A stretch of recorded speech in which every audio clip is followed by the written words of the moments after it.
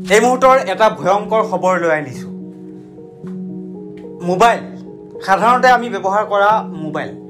যেটো mobile phone বৰ্তমান সময়ছোৱাত প্ৰত্যেকৰে হাতে হাতে কিন্তু এই মোবাইল ফোনে কি কৰিব নোৱাৰে এই মোবাইল ফোনে কি কৰিলে বৰ্তমান সময়ছোৱাত এই মোবাইল ফোনৰ বাবে যি ঘটনা হল সেয়া কোনেও কল্পনা কৰা নাছিল নমস্কাৰ মই জিসু বৰ্মন আপোনালোকে চাই আছে RNA news Assam mobile phone বিস্ফোৰণ হৈ এগৰাকী জোৱানৰ কৰুণ মৃত্যু এইখন অসমতে সংঘটিত হৈছে এই ভয়ংকৰ ঘটনা এই ভয়ংকৰ ঘটনাৰ খবৰ আপোনাৰ মোৰ বাবে নিত্যন্তই প্ৰয়োজন আপুনি সাৱধানতা অৱলম্বন কৰিবৰ বাবে আপোনালোকে সজাগতা অৱলম্বন কৰিবৰ বাবে এই বাতৰি প্ৰত্যেকৰে বাবে প্ৰয়োজন মোবাইল চাৰ্জত লগাই কথা পাতি থাকোতেই এগৰাকী জোৱানৰ অসম আৰক্ষীৰ এগৰাকী জোৱানৰ কামাণ্ডো জোৱানৰ মৃত্যু ঘটিছে মোবাইল চাৰ্জত লগাই ফোনত কথা পাতি আছিল সেইগৰাকী কামাণ্ডো জোৱানে যিগৰাকী কামাণ্ডো জোৱানৰ বৰ্তমান সময়ছোৱাত মৃত্যু মুখত পৰিছে এই মুহূৰ্তত জনাইছো সেই গুৰুত্বপূৰ্ণ খবৰটো কিয়নো মোবাইল আপুনি প্ৰত্যেকৰে হাতে হাতে বৰ্তমান সময়ছোৱাত মোবাইলে কেনেদৰে এখন সংসাৰলৈ অমানিশা নমাই আনিলে মোবাইলে কেনেদৰে এটা জীৱন ধ্বংস কৰিলে মোবাইলে বৰ্তমান সময়ছোৱাত কি কৰিলে সেয়া ইতিমধ্যে দেখিছে মই কামাণ্ডো জোৱানৰ ফটোখন বৰ্তমান সময়ছোৱাত দেখুৱাবলৈ যত্ন কৰিছো এগৰাকী জোৱান বৰ্তমান 1.5 বছৰ পূৰ্বে তেওঁ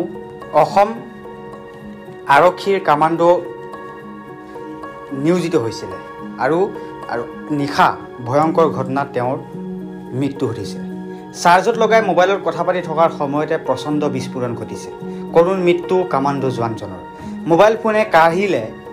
ব্লেক কামাণ্ডোৰ জীৱন নিশা মোবাইল ফোন চাৰ্জত লগাই কথা পাতি থকা অৱস্থাতে সংঘটিত হয় এই ঘটনা মৃত জোৱানজন শিৱসাগৰৰ ডিমোৰ লাইবিলৰ অমৰজ্যোতি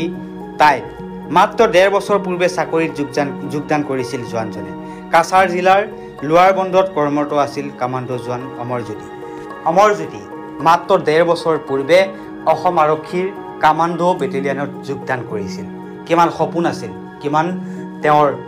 সপোন আছিল সেয়া সপোন যেন এতিয়া সপোন হৈ গ'ল কাৰণ মোবাইলে প্ৰাণ কাঢ়িলে অমৰজ্যোতিৰ মোবাইল চাৰ্জত লগাই আপুনিও ফোনত কথা পাতে নেকি তেন্তে এতিয়াৰ পৰা সাৱধান হওক মোবাইল চাৰ্জত লগাই কেতিয়াও নকৰিব কোনো ধৰণৰ কাম কাৰণ মোবাইলে চাৰ্জত লগাই কথা পাতি থকাই কাল হ'ল ডিমোৰ অমৰজ্যোতিৰ মাত্ৰ 1.5 বছৰ পূৰ্বে চাকৰিত যোগদান কৰা অমৰজ্যোতিয়ে হাইলাকান্দিত নিৰ্মীয়মান 2য় কামাণ্ডো বেটেলিয়ন কেম্পত নিয়োজিত হৈছিল ডিমো লাইবিলৰ প্ৰয়াত পুষ্প টাইড আৰু মাতৃ নাটেৰ টাইডৰ পুত্ৰ অমৰজ্যোতি টাইড নিশা মোবাইল চাৰ্জত লগাই কথা পাতি থাকোঁতেই প্ৰচণ্ড শব্দ কৰি বিস্ফোৰণ হয় মোবাইল ফোনটো লগে লগে অমৰজ্যোতিৰ মৃত্যু হোৱা বুলি জানিব পৰা গৈছে আৰু খবৰ অনুসৰি অমৰজ্যোতিয়ে মোবাইল চাৰ্জত লগাই ফোনত কথা পাতি আছিল আৰু তাৰ পাছতেই মৃত্যু মুখত পৰিছে